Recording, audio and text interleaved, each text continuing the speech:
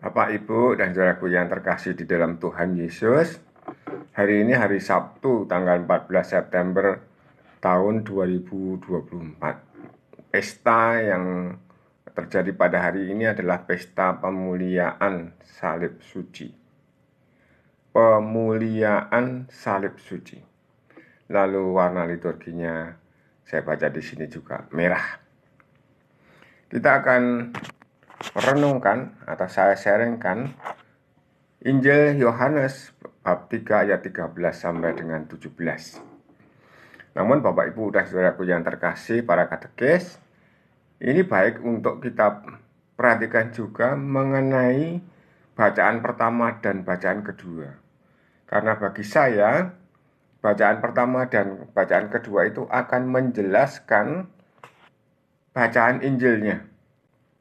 Ketika kita tidak membaca atau tidak mengerti pada bagian Injilnya, maka kita mesti harus kembali lagi pada bacaan pertama atau bacaan kedua.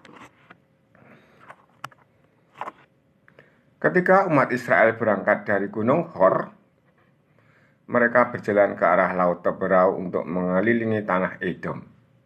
Ini permulaan dari bacaan yang pertama, berkaitan dengan patung tembaga, patung ular tembaga yang dipasang oleh Musa. Lalu pada bagian bacaan yang kedua, saya akan mulai dengan demikian. Saudara-saudara, ini diambil dari surat Rasul Paulus kepada jemaat di Filipi. Saudara-saudara, Yesus Kristus walaupun dalam rupa Allah tidak menganggap kesetaraan dengan Allah itu sebagai milik yang harus dipertahankan. Lalu kita akan pada pokoknya adalah Injil yang diambil dari Injil Yohanes bab 3 ayat 13 sampai dengan 17. Ini akan dimulai dengan percakapan bersama-sama dengan Nikodemus. Dalam percakapannya dengan Nikodemus, Yesus berkata, "Tidak ada seorang pun yang telah naik ke surga selain Dia yang telah turun dari surga, yaitu Anak Manusia." Ini kita bisa perhatikan bahwa Tuhan Yesus datang ke dunia. Kita bisa lihat tadi dari bacaan yang kedua, datang ke dunia untuk apa? Untuk menebus kita. Dengan cara apa? Dengan cara taat sampai mati. Dengan cara apa? Dengan cara merendahkan diri. Tuhan Yesus yang adalah anak Allah turun ke dunia itu merendahkan diri serendah-rendahnya, lalu taat sampai mati, mati di kayu salib. Lalu ini dilanjutkan dengan, dan sama seperti Musa meninggikan ular di padang gurun, demikian juga Anak Manusia harus ditinggikan, supaya setiap orang yang percaya kepadanya beroleh hidup yang kekal. Orang-orang Israel pada zaman Musa, mereka memberontak, istilahnya memarah-marahi atau berseru-seru hal-hal yang buruk tentang Tuhan, Yahweh, dan Musa. Lalu mereka dipagut ular, banyak yang mati. Lalu bagaimana?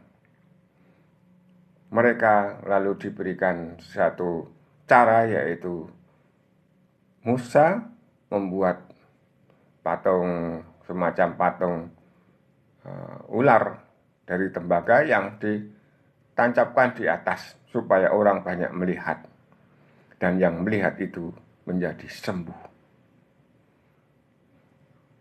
Nah, hari-hari ini kita sudah biasa menggunakan tanda salib, bukan? Apa itu maksudnya?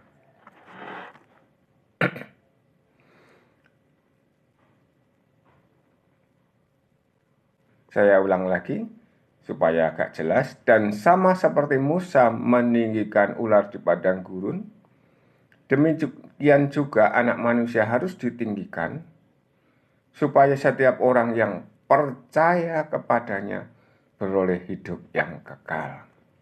Kita percaya tidak dengan Tuhan Yesus? Kita percaya, pasti itu. Nah, kepercayaannya seperti apa? Karena begitu besar kasih Allah akan dunia ini, sehingga ia telah mengaruniakan anaknya yang tunggal, supaya setiap orang yang percaya kepadanya tidak binasa, melainkan beroleh hidup yang kekal. Ketika orang-orang Israel yang dipagut ular itu pada mati, nah bagaimana kita? Tuhan sudah mengirimkan, Tuhan sudah mengutus putranya untuk kita semua, supaya kita setiap orang yang percaya kepadanya beroleh hidup yang kekal. Hidup yang kekal itu bagaimana? Hidup yang kekal itu adalah hidup bersama Tuhan. Memang demikian pada bagian yang pertama tadi dikatakan oleh Tuhan Yesus, tidak ada seorang pun yang telah naik ke surga selain Dia yang telah turun dari surga, yaitu Anak Manusia. Kita kalau percaya kepada Anak Manusia, Tuhan Yesus itu, kita akan memperoleh hidup yang kekal. Kita akan ada di dalam surga bersama-sama dengan Dia. Lalu Tuhan Yesus itu datangnya memang tidak untuk menghakimi dunia. Dikatakan demikian. Sebab Allah mengutus anaknya ke dalam dunia bukan untuk menghakimi dunia, melainkan untuk menyelamatkannya. Hari ini kita sudah menggunakan salib. Kita sudah memasang salib di rumah. Kita sudah membuat tanda salib, tanda kemenangan Tuhan, tanda kita percaya kepada Tuhan, tanda kita bahwa semuanya yang kita lakukan, kita tunjukkan kepada Tuhan. Kita membuat tanda salib supaya semuanya yang dikerjakan di dalam nama Tuhan. Kita biasa mengatakan konjuk ing asmo dalem.